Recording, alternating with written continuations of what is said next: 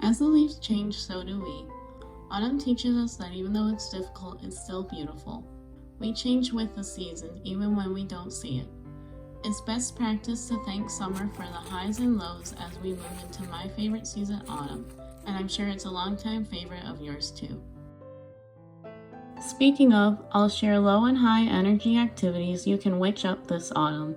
These activities are great for witches with ADHD who are neurodivergent or with different learning styles.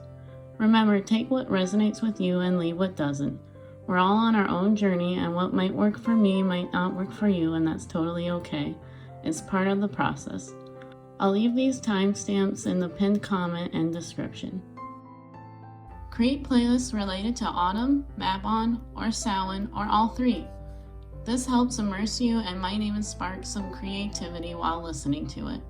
Maybe you want to go outside but aren't able to, or you like a more simple offering to honor the seasons. Ambience videos are great for that and can be beneficial for meditations within your practice. Speaking of, meditations can benefit immensely to your practice. Maybe you've always had low energy or are anxious about something. Whatever it may be, you can have fun meditating and you don't have to sit still for a while. The idea of meditation is to relax your body and mind by focusing on a familiar or calming activity.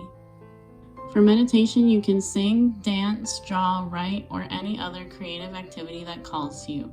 Try out what works best for you. You can create a vision board and make it a fun arts and crafts activity, but if that's too much, Pinterest is a great place for that too.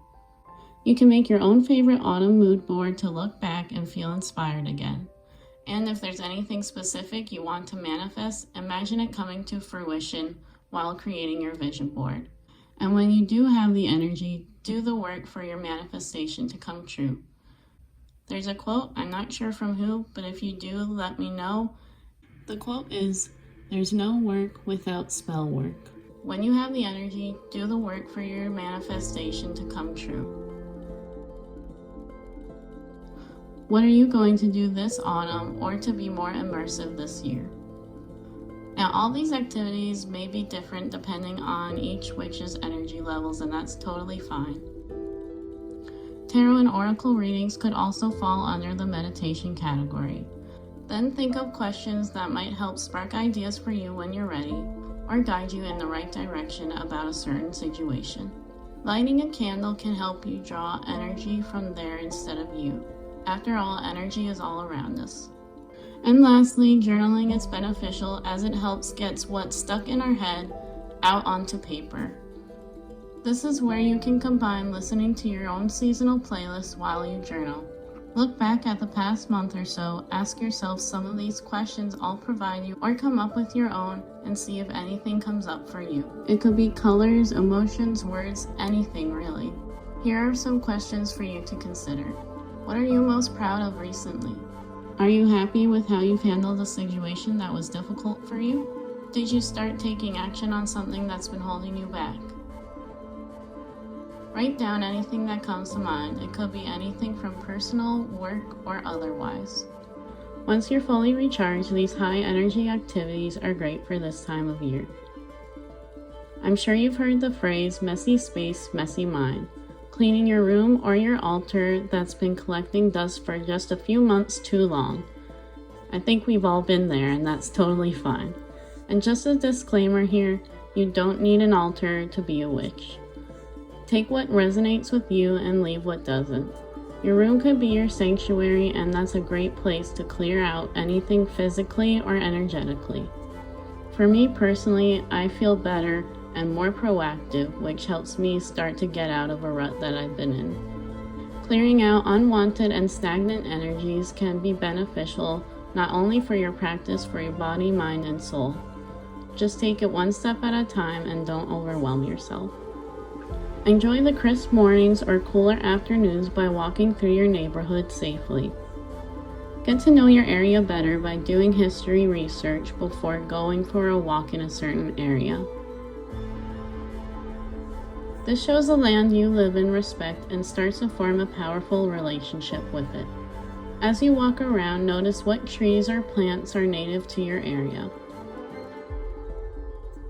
Notice how each of them change during the seasons. Bring a notebook or sketchbook to spend time drawing or taking notes with whatever plant or tree you feel drawn to. Meditate with it.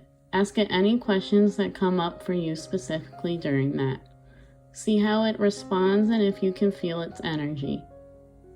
See what messages this plant or tree has to share with you. After you're done, thank it for its time and energy. Leave an offering if you're able to. It doesn't have to be an item. You can give it water or even sing to it. We always want to be respectful of our surroundings. Baking meals is one of my favorite things to do, especially during the autumn season. Doing this seasonally will help us be more aware of what's changing around us and what we have more access to. Enjoy the season and be mindful of the crops growing this time of year. As you cook, put your intentions into each herb so they know what they're supposed to do. If not, nothing will come of it. Dedicate meals to the seasons as offerings. If you enjoy cooking or baking, this can also be a meditative practice for you, done safely, of course.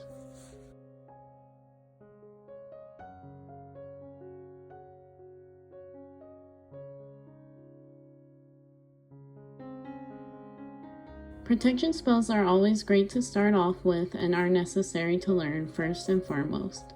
Trust me, don't do what I did, it was not fun. They can range from simple to complex in a second, but why overcomplicate things? Complex protection spells still drain a lot of energy from you, so that's something to keep in mind too. Creating a sigil for protection would be great. You can then add that sigil to a rock or create a charm from it and keep it in your bag at all times.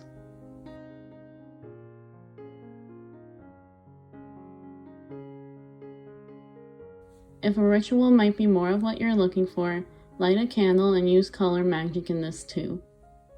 What color do you associate with releasing and banishing negativity? Whatever's more meaningful to you will be more powerful in your spell. When the candle is completely finished, use divination to see what shapes the wax makes and interpret that message for yourself. Go with your intuition and trust yourself. Releasing spells is a great way to thank summer for everything it's provided you. Since I have low energy in general, I prefer to light a candle so there's extra energy to draw from for my spells. Imagine all your stress washing away and thank summer for the good and bad as you recall those memories, if you're in a stable place to do so. If any colors, images, or words come to mind during the spell, keep out a notebook or sketchbook at the ready. Release anything from summer and be open to receiving healthy opportunities this fall. Reflect on what your message means to you. And I'm sure as we get closer to Samhain, more people will be more interested in doing spirit workings. If you're able to, invoke your ancestors, especially those you're specifically allowing yourself to work with this season. Personally, as a queer witch, I like to call upon queer ancestors that align with my intentions and respect each other's beliefs. Set aside time for these workings. Like building any relationship, things take time. Get to know them and don't pressure them into anything if they aren't comfortable with that just yet. Give yourself space to rest, especially if you're an empath, and if you don't know what that is, an empath is someone who's sensitive to others' emotions or surroundings. You might feel drained or that session could become emotional for you, so just constantly check in with yourself. Look up your family history and create offerings for them. If that's not easily accessible to you, you can also write down different communities you identify with and create a collective general spell for that.